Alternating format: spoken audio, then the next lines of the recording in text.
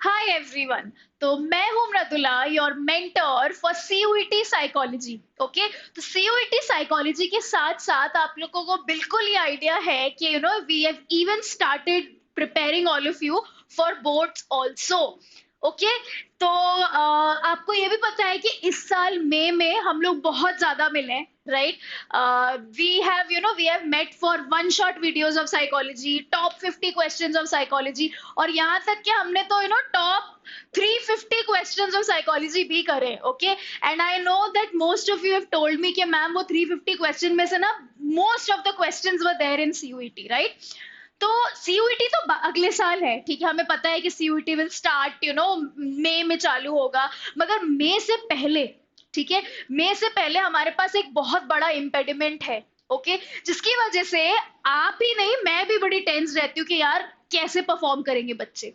Okay, now the catch over here is, जब मैं classes लेती हूँ, लाइक ऑफलाइन ऑनलाइन, उन सारे लेक्चर्स में, उन सारी क्लासेस में ना मुझे एक सबसे ज्यादा क्वेश्चंस तो बहुत सारे होते हैं। स्कोप क्या है साइकोलॉजी का, कैसे पढ़ें, क्या करें, कैसे 100 मार्क्स स्कोर करें। मगर इन सब में से मुझे जो सबसे कॉमन क्वेश्चन और जो सबसे relevant question according to the situation लगता है, वो ये लगता है कि मैम आंसर कैसे लिखें। आंसर कैसे लिखें मतलब मैम मार्क्स के अकॉर्डिंग आंसर कैसे लिखें। Okay, and I completely agree, ये क्वेश्चन बहुत जस्टिफाइबल क्वेश्चन है, बहुत रेलेवेंट क्वेश्चन है कि हम कैसे लिखें। Because see when I was in my 12th standard, nobody guided me for this. Okay, अब मगर आपके पास बहुत सारे रिसोर्सेज हैं, आपके पास हम लोग हैं, ठीक है। तो I think without further ado, we can actually start with the video. Okay. So again, the agenda. The topic is that how are we supposed to write answers according to the marks in boards, which is extremely important. ये जो चीज पढ़ रहे हो ना, marks in boards, ठीक है। अब देखो, मैं यहाँ पे आपसे सैम्पल पेपर सॉल्व करवाने नहीं आई हूँ। I am not here to solve any sort of sample paper for you, ठीक है। सैम्पल पेपर, हम सैम्पल पेपर का भी एक सेशन रखेंगे, ओके। मगर द रीजन सैम्पल पेपर इसलिए नहीं, बिकॉज आपके बोर्ड्स में आप एज एन आपके जो चैप्टर्स हैं, अभी आपके 7 चैप्टर्स पूरे नहीं हुए, right? And the biggest advantage, मैं हमेशा, आई थिंक जितने टाइम से आप लोग देख रहे हो, जितने टाइम से मैं क्लासेस ले रही हूँ, मैं हमेशा आप लोगों को एक चीज बहुत एनफोर्स करके बोलती हूँ कि द बिगेस्ट एडवांटेज जो हमारे पास हमारे सब्जेक्ट में है वो क्या है। आपको पता है, सबसे बड़ा एडवांटेज हमारे पास है कि हमें ना मात्र 7 चैप्टर्स आ रहे हैं, राइट? पहले वो 9 चैप्टर्स हुआ करते थे, ओके। बट कोविड के बाद से बहुत सारी ऐसी चीजें हुई कि काउंसिल ने या सीबीएसई ने उसको 7 चैप्टर्स में रिड्यूस कर दिया है, ओके।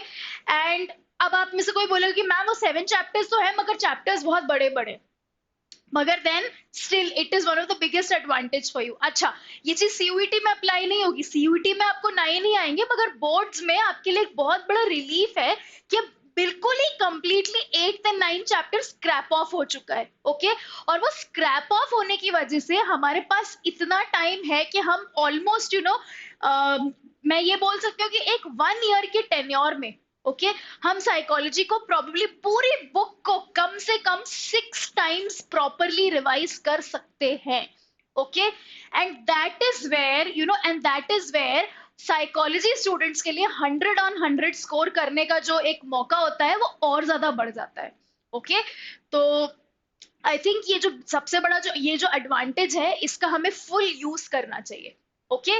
तो चलो, ये तो थोड़ी सी टेक्निकलिटी की बात हो गई कि 7 चैप्टर्स, 9 चैप्टर्स, 3 चैप्टर्स, 4 चैप्टर्स।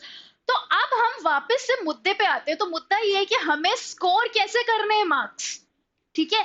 आप सबको पता है, आपने अगर इस बार का सैंपल पेपर देखा होगा, तो we all know that you have your 1 markers, okay मैं 1 मार्कर्स की बात नहीं करूंगी यहाँ पे, बिकॉज आई थिंक वो बहुत डायरेक्ट है, और अगर डायरेक्ट नहीं भी हो तो वो छोटे से केस स्टडी है, उसमें आपको प्रोबेबली एक वर्ड में आंसर लिख देना है, ठीक है, या ट्रू एंड फॉल्स है, या वो असर्शन रीजन है.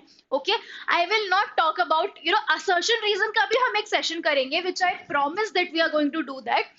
But then today we are going to talk only and only about 2 markers, 3 markers, 4 markers and 6 markers. Okay? Once we will do this, हम एक केस स्टडीज का भी सेशन रखेंगे, मगर right now our focus is only and only on these 4 types of markers and how are we going to attempt these questions, और हमें क्या क्या सावधानी रखनी है और कैसे कैसे आंसर्स को लिखना है. राइट तो I think it's a good time to begin. सबसे पहले मैं आपको एक चीज बता देती हूँ. तो मैं 2, 3, 4 और 6 मार्कर के जो आपके पास 3 क्वेश्चंस लेके आई हूँ. ओके वो 3 क्वेश्चंस में ये भी है कि उसमें वैरायटी ऑफ क्वेश्चंस है, और उसमें how are you suppose to write an answer उसमें वो भी है. Also how you suppose to frame an answer उसमें वो भी लिखा हुआ है. ओके तो now the first question that you have, जैसे यहाँ पे ये 2 मार्कर का क्वेश्चन है ये, ठीक है, इट्स जस्ट अ 2 मार्कर. यहाँ पे लिखा है state any 2 techniques of self regulation. अगर आप यहाँ पढ़ पा रहे हो तो ये लिखा हुआ है 2 टेक्निक सेल्फ रेगुलेशन की. ठीक है सबसे पहले तो अगर आप पहचान पा रहे हो तो कौन से चैप्टर, किस पर्टिकुलर चैप्टर से ये क्वेश्चन है. ये जो क्वेश्चन है ये आपको आया है चैप्टर 2 से, ठीक है, जिसका नाम है self and personality. Okay self and personality से क्वेश्चन आया जहां पे आपको 2 कैरेक्टरिस्टिक्स या 2 टेक्निक्स बतानी है सेल्फ रेगुलेशन की. One of the most easiest question you can ever get. ठीक है ये आपके 2021 के बोर्ड एग्जाम में आया था ये क्वेश्चन. ठीक है तो प्लीज एक बार इसको अच्छे से देखो. अब यहाँ पे लिखा 2 टेक्निक्स लिखनी है सेल्फ रेगुलेशन की, और जैसे कि आपको पता है कि हमको जो 2 मार्कर है वो 30 वर्ड्स अराउंड में खत्म करना होता है. Right I have just written, आपकी सिर्फ एक एक सिर्फ अवेयरनेस के लिए मैंने यहाँ पे सेल्फ रेगुलेशन की एक डेफिनेशन लिखी हुई है. ठीक है तो आपको लिखना है, it is completely your choice. ठीक है अगर आपको डेफिनेशन लिखनी है just to make an answer look more flowery. जब मैं when I check the copies, okay if I talk about myself as an examiner, तो एज एन एग्जामिनर जब मैं कॉपी चेक करती हूँ ना तो मैं हमेशा वो एक एक्स्ट्रा फैक्टर के बारे में देखती हूँ एक आंसर में. ठीक है most of you can write this definitely. ठीक है आपके पास 2 टेक्निक्स है, आपके पास सेल्फ कंट्रोल है, आपके पास सेल्फ इंस्ट्रक्शन है. यहाँ पे मैंने उन दोनों को basically observation of our own behaviour लिखा है और सेल्फ इंस्ट्रक्शन लिखा है. ठीक है आप सेल्फ बेसिकली आप रीइंफोर्समेंट लिख सकते हो. ठीक है आप सेल्फ कंट्रोल लिख सकते हो, बहुत सारी चीजें लिख सकते हो. अब अगर मैं एज एन एग्जामिनर उस आंसर को चेक करूंगी तो I would always look for that X factor. Where that X factor will come from, मैंने यहाँ पे ना सेल्फ रेगुलेशन की डेफिनेशन लिख दी है कि which refers to our ability to organise and monitor our own behaviour. ठीक है तो भाई मैंने डेफिनेशन लिख दी, इससे क्या क्लियर हो गया, इससे एग्जामिनर को तो ये क्लियर हो गया कि नहीं यार इस बच्चे को ना पता है, वो रट के नहीं आया, उसे सेल्फ रेगुलेशन भी पता है क्या है, और as a result you will automatically the mood and everything sets in, और उसके बाद ना ऑटोमेटिकली आपको यहाँ पे 2 on 2 मिल जाएगा. Okay your choice, but I would still I would urge all of you कि आप आंसर ऐसे चालू करें wherein even if it is a 2 marker. आपको बहुत से लोग बोलेंगे 2 मार्कर में इंट्रोडक्शन की क्या जरूरत है, नहीं. Okay just to make an answer look थोड़ा सा ब्यूटिफुल. ओके एक एक फ्रेमवर्क, एक प्रॉपर फ्रेम जो होता है आंसर का, उसको दिखाने के लिए हम डेफिनेटली ये एक टेक्निक यूज कर सकते हैं यहाँ पे, जो कि हमारी ये टेक्निक है. एक छोटा सा इंट्रोडक्शन दे दिया हमने. ओके इसके बाद आपको पता है क्या लिखना है, observation of our own behaviour, मतलब हम कैसे हमारे बिहेवियर को ऑल्टर कर सकते हैं, चेंज कर सकते हैं. It's written in a very simple manner. इसके बाद आता है आपका self instruction. We often instruct ourselves, I think वो पूरा सेल्फ रेगुलेशन का एक चीज लिखा है. अब इसमें एक और चीज जो आप वो कर सकते हो, आप ये कर सकते हो कि यहाँ पे आप एग्जाम्पल्स ऐड कर सकते हो. वैसे if you right an answer like this, okay you are definitely going to get 2 out of 2. okay so that's the catch. इसके बाद जो सेकंड एग्जाम्पल है 2 मार्कर्स का, वो ये है। ओके, यहाँ पे भी state the characteristics of stress resistant personality. ठीक है, स्ट्रेस रेजिस्टेंट पर्सनालिटी के 3 कैरेक्टरिस्टिक्स होते हैं। ठीक है, यहाँ पे भी मैंने क्या किया, देखो थोड़ा सा उसको योर चॉइस, अगर आपको लिखना as per the studies by Kobasa it is shown that people with high level of stress और ये सब। ठीक है, if you want to write it again, it will make the examiner basically think twice कि नहीं यार मैं इसके मार्क्स नहीं काट सकता यहाँ पे। ओके, बिकॉज इतने तरीके से उसने उस बच्चे ने वो आंसर लिखा है। ओके, सी आप ये भी बोलोगे कि मैम इसमें तो टाइम जाएगा बहुत सारा, मगर then C 10 seconds 8 seconds doesn't make you lose your time. No, it will rather basically make you gain your marks. Okay, तो हम डेफिनेटली ये चीज अप्लाई कर सकते हैं। अब यहाँ पे 3 कैरेक्टरिस्टिक्स आपने लिख दिए जो कि यहाँ पे लिखे हुए हैं, कमिटमेंट, कंट्रोल और चैलेंज। ठीक है, लिख तो आप ये तीनों भी सकते हो। ओके, सिर्फ तीनों भी लिख सकते हो, मगर देन ऑफ कोर्स अब आप में से जैसे ना कुछ बच्चे मेरे को ये बोलेंगे कि मैम हम सिर्फ कमिटमेंट, कंट्रोल, चैलेंज लिख दो और एक्सप्लेन नहीं करें। No, you won't get marks. Okay, आपको ज्यादा से ज्यादा अगर आप ये सिर्फ 3 चीजें लिखोगे और एक्सप्लेन नहीं करोगे ना, हाफ मार्क्स से ज्यादा कोई नहीं देगा आपको। ओके, तो even if it is a 2 marker you need to at least write a line about it. Okay, the next one, the next example is what do you understand by type C personality. ठीक है, most of you, ठीक है, आज तक exam में आप सब बोलोगे कि टाइप ए आता है, टाइप बी आता है, टाइप सी और डी के बारे में कभी कोई बात ही नहीं करता।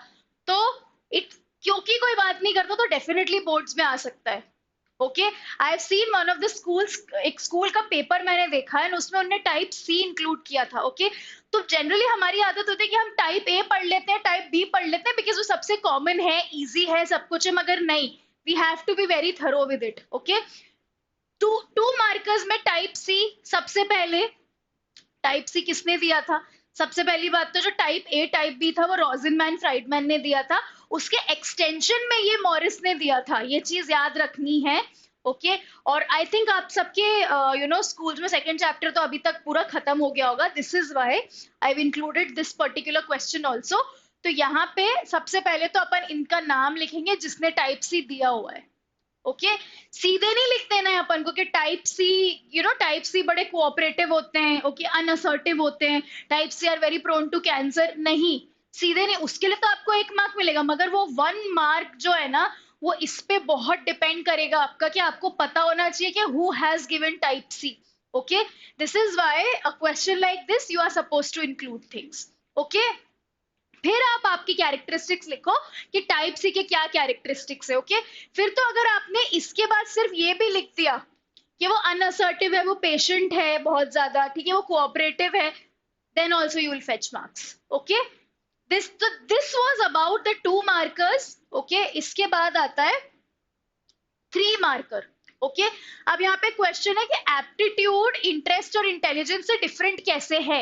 ओके, हम सबको पता है 3 मार्कर्स, और इस बार आपके सैंपल पेपर में दो पर्टिकुलर पार्ट्स हैं, ठीक है, जहाँ पे जो लॉन्ग जो 3 मार्कर्स है वो 2 पार्ट्स में डिवाइडेड है। ओके, पार्ट 1 और पार्ट 2 में आपका 3 मार्कर्स डिवाइडेड है, if you know this. Okay, हाँ, एप्टीट्यूड कैसे डिफरेंट है इंटरेस्ट से? द मोस्ट इजिएस्ट वे, सबसे इजी या सबसे इजी जो फ्रेमवर्क है 3 मार्क्स का है। Okay, you also know there is so much to write in aptitude, there is so much to write in interest, and there is so much to write in intelligence. ठीक है, ये देखो यहाँ पे तीनों चीजें बहुत बहुत इजीली आप लिख सकते हो। ठीक है, अब यहाँ पे एप्टीट्यूड को एक्सप्लेन कर दिया है। ठीक है, यहाँ पे एप्टीट्यूड को एक्सप्लेन कर दिया है। ठीक है, कि एप्टीट्यूड बेसिकली क्या होता है, डिटर्मिनर होता है, पोटेंशियलिटी होती है। यहाँ पे इंटरेस्ट को एक्सप्लेन कर दिया है, पॉइंट वाइज पॉइंट। ओके, और यहाँ पे इंटेलिजेंस को भी एक्सप्लेन कर दिया। तो एज अ रिजल्ट ये जो आंसर था, जो बेसिकली एक डिफरेंस वाला आंसर था, डिफरेंशिएट वाला आंसर था, वो बहुत इजीली एक तरीके से, एक पॉइंट वाले तरीके से लिख दिया हुआ है। ओके, अब आप में से कुछ लोग बोलेंगे मैम इसमें टेबल्स बना लें क्या हम? योर चॉइस, मगर आई वुड प्रेफर कि आप आंसर इस तरीके से लिखो.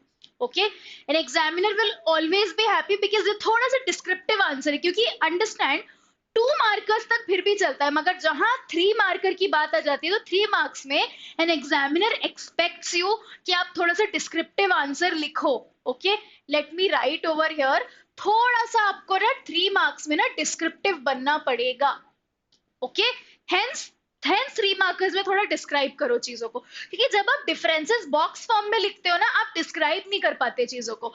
जब तक आप इस फॉर्म में नहीं लिखते हो तब तक आप डिस्क्राइब नहीं कर पाते हो. इसीलिए write in this form and describe about the answer. Okay, the next 3 marker is कि stress का concept है. ठीक है, what is the concept of stress, और आपको examples देने आपकी daily life के. ठीक है, तो अगेन देखो, ये सबसे पहले तो यहाँ पे मैंने ये लैटिन वर्ड स्ट्रिक्टस और बहुत सारी चीजें लिख दी हैं. सिंपल. अब जैसे आप यहाँ पे एक सबसे पहले आपको स्ट्रेस की क्या लिखनी है, you have to define stress. ठीक है, you have to define stress. Stress आपने डिफाइन कर लिया, आपको स्ट्रेस के 2 टाइप्स लिखने हैं यहाँ पे. ठीक है, तो ये आपका कितना मार्क्स का हो गया, ये बेसिकली आपका पूरा मिला के जब आप स्ट्रेस की डेफिनेशन प्लस टाइप्स लिखोगे ना, तो ये आपका 1.5 मार्क्स का हो जाएगा. ठीक है, ये 1.5 हो गए. अब जो बचे 1.5 है उससे आपको क्या देने हैं, उससे आपको एग्जाम्पल्स देने हैं. आप एग्जाम्पल्स कैसे भी दे सकते हो. ओके, जैसे यहाँ पे फीचर्स लिखे, यहाँ पे स्ट्रेसर्स लिखे, स्ट्रेन लिखे. और हमेशा एक याद रखना बात, जब भी इस टाइप का क्वेश्चन है स्ट्रेस से रिलेटेड, आपको ये दोनों चीजें इंक्लूड करनी है. And the moment you right this answer, आपको पूरे 3 आउट ऑफ 3 मार्क्स मिल जाएंगे. And this I have basically taken from one of the toppers answer sheet.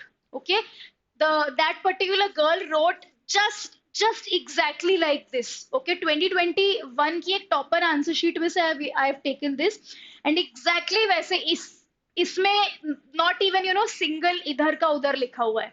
Okay, तो and you will fetch 3 out of 3 in this. Okay, the third 3 marker, again it's very easy. Can distorted body image lead to eating disorders? ठीक है, अब eating disorders के various forms क्या हैं. ठीक है, सबसे पहले तो आपको ईटिंग डिसऑर्डर बता देना है कि क्या होती है ईटिंग डिसऑर्डर. ओके, और कैन डिस्टॉर्टेड बॉडी इमेज, या इसका आंसर होगा यस, और ईटिंग डिसऑर्डर्स ये हो गए. ठीक है, अब आपको ईटिंग डिसऑर्डर के टाइप इसमें एक्सप्लेन करने हैं. आपने तीनों टाइप के तीनों ईटिंग डिसऑर्डर्स एक्सप्लेन कर दिए. ठीक है, जैसे एनोरेक्सिया नर्वोसा और बुलिमिया और बिंज ईटिंग. ठीक है, so we are done with this answer. Now अब कुछ बच्चों को समझ आता है वर्ड से. ठीक है, कुछ बच्चों को समझ आता है पेज से. ठीक है, आप अगर मेरे को ये बोलो कि मैम अगर मैं एक पेज का आंसर लिखूं 3 मार्क्स में, will I get an, because ये ना ये आप I am coming down to the most basic level. Okay, so 1 page fine enough for a 3 marker. Okay, now let's go on to 4 markers. अब आता है आपका 4 मार्कर का question. Okay, somatoform, simple question है. सोमैटोफॉर्म को explain करना है. ठीक है, सोमैटोफॉर्म के कितने टाइप्स होते हैं हम सबको पता है. सबसे पहली बात तो हमें ये एक्सप्लेन करना है कि सोमैटोफॉर्म, इसमें बेसिकली टॉपिक जो है उसको एक्सप्लेन करना है कि क्या होती है. ओके, क्या इंक्लूड क्या, पेन डिसऑर्डर्स आ गए. आपने पेन 1 जिसको आपने एक्सप्लेन कर दिया, सोमैटिसेशन को आपने एक्सप्लेन कर दिया 2. ठीक है, आपने कन्वर्जन 3 इसको एक्सप्लेन कर दिया, और आपने हाइपोकॉन्ड्रियासिस को एक्सप्लेन कर दिया, और यहाँ आपके 4 हो गए. ठीक है, क्योंकि ये 4 टाइप्स थे, very very very very important. Okay, अब अगर ऐसे डिसऑर्डर्स में जैसे आपको ऐसा कोई क्वेश्चन है उसमें 6 टाइप्स हैं. ठीक है, आप 4 लिख दो, you will get marks. Okay, because it is for 4 marks. Okay, अब इसमें आप ये बोलोगे कि यहाँ पे ना एक हेडिंग है सोमैटोफॉर्म की, उसको एक्सप्लेन किया है. उसको एक्सप्लेन इसीलिए किया क्योंकि अगर आप उसको एक्सप्लेन नहीं करोगे तो आप इस पर्टिकुलर क्वेश्चन में आपको सिर्फ 3.5 मिलेंगे, आपको 4 मार्क्स नहीं मिलेंगे. क्यों? क्योंकि आपने प्रॉपरली उस क्वेश्चन को एक स्टार्ट नहीं दिया है. Okay, to give a question a good start, you are suppose to explain जो कि क्वेश्चन में पूछा जा रहा है. Okay, at least a definition, at least a line और 2 you are suppose to write. ठीक है, नहीं करोगे और सीधे अगर यहीं से इंक्लूड करोगे ना पेन डिसऑर्डर से लेके हाइपोकॉन्ड्रियासिस तक, तो आपका आधा मार्क कट जाएगा। Okay, because as an examiner मेरे को हमेशा वो चीज चाहिए होगी कि नहीं यार, इस बच्चे ने इसका डिफाइन या डेफिनेशन लिखा है या नहीं लिखा है। Okay, moving on to the next one, defence mechanisms क्या होते हैं। ठीक है, हम सबको पता है कि ये बड़ा इजी सा टॉपिक है। ठीक है, डिफेंस मैकेनिज्म्स, और डिफेंस मैकेनिज्म हमेशा याद रखना, कितने भी डिफेंस मैकेनिज्म हो, भले से 7 हो, ठीक है, मगर आपको आएगा वो 4 मार्कर्स में ही। ओके, क्यों? क्योंकि उनके लिए ज्यादा एक्सप्लेनेशन का पॉइंट नहीं है हमारे पास। ओके, सबसे पहली बात, इस क्वेश्चन में भी आपको ये डिफेंस, देखो इस क्वेश्चन में तो बहुत इजीली दिया हुआ है कि क्या है। For 1 mark this is fine, आपने एक्सप्लेन कर दिया। अब उसके डिफरेंट जो जितने भी टाइप्स हैं वो आप एक्सप्लेन कर दो। रिप्रेशन लिखा है इनने, उसको एक्सप्लेन किया। मैं ये नहीं बोल रही प्रॉपर इतना करो, मगर at least 2 to 3 lines of explanation is needed in every point, every defense mechanism. Projection कर दिया, देखो डिनाइल, रैशनलाइजेशन, रिएक्शन, उन्हें 5 डिफेंस मैकेनिज्म लिए, and even I would tell you कि to at least take 4। Okay, at least take 4 or 5। Okay, the next 4 marker is explain mental disorders from the perspective of any 3 psychological models। ठीक है, आपकी book में है chapter 4 में ये। ठीक है, बहुत इजीली दिया, बहुत इजी है ये। चैप्टर 4 में जितने भी मॉडल्स हैं, 3 साइकोलॉजिकल मॉडल्स आपको एक्सप्लेन करने हैं। ठीक है, आपने एक साइकोडायनामिक मॉडल से कर दिया। अब इस पर्टिकुलर क्वेश्चन में आपके पास कोई एक ओपनिंग लाइन नहीं होती है।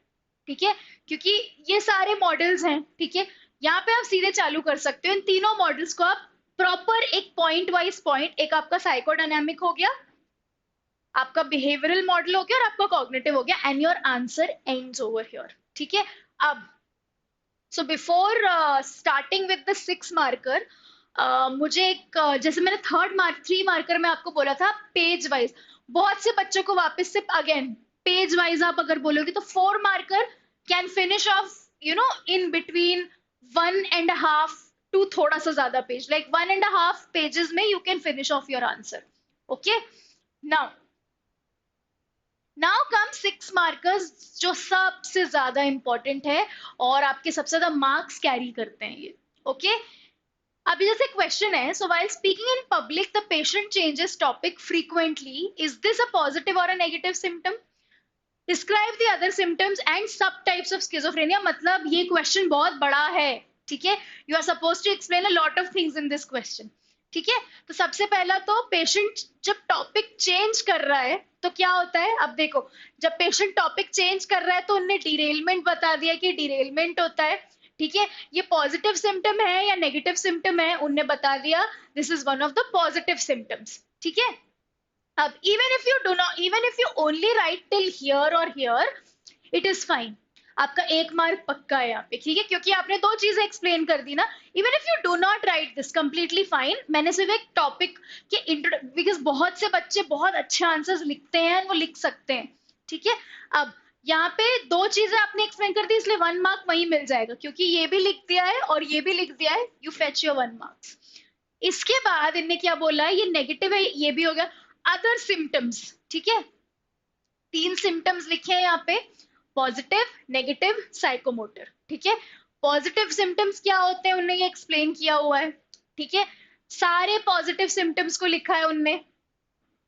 ठीक है, डेल्यूजन लिखे हैं, हेल्यूसिनेशंस लिखे हैं, डेल्यूजन के टाइप्स लिख दिए, हेल्यूसिनेशन के टाइप्स लिख दिए उनने। ओके, उसके बाद जो लास्ट है साइकोमोटर, हियर इससे एंड हो जाता है ये। Okay, and believe you me everybody, ये आंसर सबसे इजी है लिखने के लिए। ओके, क्योंकि most of you are completely done with this topic. Okay, और हम सबको पता है कि 3 सिम्टम्स होते हैं, और ये जैसे आपने पॉजिटिव लिखा आपको बाकी सारे याद आ जाएंगे, and as a result you get your 6 marks. अब अगर आप यहाँ पे साइकोमोटर सिम्टम्स ना लिखो, तो आपने सिर्फ पॉजिटिव नेगेटिव लिख दिए, तो क्या होगा, तो आपका पूरा आपके मार्क्स आपके कट जाएंगे। ओके, तो इसके लिए आपके ये बेसिकली ये वाला जो पार्ट था उसके लिए आपके 1 मार्क्स, ओके, और जो +5 मार्क्स हैं आपके, ओके, वो बेसिकली द एग्जामिनर सीज उसको कैसे देने, 5 मार्क्स आपके बाकी positive plus negative plus psychomotor के हैं, ओके, तो these 5 marks are for those. अब साइकोमोटर के बेसिकली आपके 1 मार्क होंगे। क्यों 1 मार्क होंगे? क्योंकि साइकोमोटर में बहुत ज्यादा चीजें नहीं है लिखने के लिए, ओके, साइकोमोटर नहीं लिखोगे तो आपको कितने, तो आपको बेसिकली 5 आउट ऑफ 6 देंगे वो, ओके। यही अगर आपने पॉजिटिव सिम्टम्स नहीं लिखे तो 2 + 2 + 1, ओके, मतलब पॉजिटिव सिम्टम्स के 2, ओके, नेगेटिव सिम्टम्स के 2 और साइकोमोटर सिम्टम्स के 1, ओके, ये 5 मार्क्स। तो अगर पॉजिटिव सिम्टम्स नहीं लिखे तो फिर तो सिर्फ आपको 4 आउट ऑफ 6 मिलेंगे, ओके, तो इसीलिए we are suppose to include all the symptoms, ठीक है। अब आपका आया सेकंड वाला जो 6 मार्कर है वो, why do conflicts arise between group and how they can be resolved, ठीक है, ये आपका चैप्टर 7 में से है, ओके, और ये भी एक बड़ा इजी सा आंसर है अगर मैं आपको बोलूं तो, ठीक है। यहाँ पे भी क्या क्या रीजंस हो सकते हैं, उनने सारे रीजंस लिखे हुए हैं, ठीक है, आप यहाँ पे देख सकते हो, जैसे उनने proper lack of trust, comparison of group members, ठीक है, ये लिखा हुआ है, ठीक है, desire for retaliation, biased perceptions, जितने भी, अब ये यहाँ पे तो बेसिकली ना कॉन्फ्लिक्ट्स क्यों अराइज होती हैं, ठीक है, तो उनने कितने लिख दिए, उनने यहाँ पे मेजर रीजंस लिख दिए सारे, ठीक है, lack of trust, comparison, retaliation, bias perception, ठीक है, उनने यहाँ पे 3 से 4 बेसिकली क्या लिख दिए, 3 से 4 उनने कॉन्फ्लिक्ट के रीजन लिख दिए, कॉन्फ्लिक्ट क्यों होती हैं, ठीक है। उसके बाद आए वो स्ट्रैटेजीज पे, ठीक है, अब उनने स्ट्रैटेजीज यहाँ पे ये सारी लिख दी हैं, ठीक है, कितनी, 1 introduction, 2 altering perceptions, 3 increased intergroup, 3 redrawing group boundaries, 4 negotiation, 5, ठीक है। यहाँ पे basically again an answer from a board perspective should be like this, मगर अगर 4 भी लिखोगे वो भी चलेगा, क्योंकि 3 मार्क्स फॉर कॉन्फ्लिक्ट्स, ठीक है, 3 मार्क्स इस पार्ट के लिए और 3 मार्क्स रेजोल्यूशन स्ट्रेटेजीज के लिए, ठीक है, तो this is how your 6 marks will be there. अब आपका जो लास्ट 6 मार्कर है जो कि बहुत इंपॉर्टेंट है, वापस से यहाँ पे again the question is enumerate the different ways of coping with stress, ठीक है। अगेन यहाँ पे क्या है, कोपिंग की बात हुई है तो आपको सबसे पहले तो कोपिंग की डेफिनेशन बतानी पड़ेगी, और ये जो डेफिनेशन है यहां से लेके ये पूरी डेफिनेशन आपका 1 मार्क का है, ओके, बाकी फिर आपका 5 मार्क्स का, तो ये 1 हो गया, मतलब कोपिंग की डेफिनेशन 1 प्लस ये आपके टाइप्स पे बेस्ड है, ठीक है, टास्क ओरिएंटेड आपने लिख दिया यहाँ पे, ठीक है, दूसरा आपने इमोशन ओरिएंटेड लिख दिया, और तीसरा है अवॉइडेंस ओरिएंटेड, ठीक है। अब ये देखो 1 mark for this, okay, 3 marks आपकी 3 स्ट्रैटेजीज के लिए कितने हो गए, 2 3 4, 4 मार्क्स यहां तक हो गए आपके, यहां तक आपके 4 मार्क्स हो गए, ठीक है। अब बचे 2 मार्क्स क्यों इंपॉर्टेंट है, क्योंकि ये क्वेश्चन का तीसरा पार्ट है, ठीक है, problem focus and emotion focus, और ऐसे 6 मार्क्स आपके हो गए, okay. So this is how basically you are supposed to write your answers. This is a very basic session कि आपको कैसे आंसर राइटिंग करनी है, क्या करना है। अब जो नेक्स्ट सेशन हम लेके आएंगे उसमें हम ये भी बताएंगे कि आपको केस स्टडीज कैसे सॉल्व करनी है, how you suppose to solve your case studies, और केस स्टडीज के बाद उसमें से आपको आंसर कैसे डिकोड करने हैं, okay. So I hope this session might have been useful for you all, okay. Also your half yearlies are coming, so this session will be very helpful for all of you, in preparing your half yearly exams, okay. So this is me, Mradula, and I will be meeting you in one of the next sessions. Till then, all the very best and take care. Bye bye.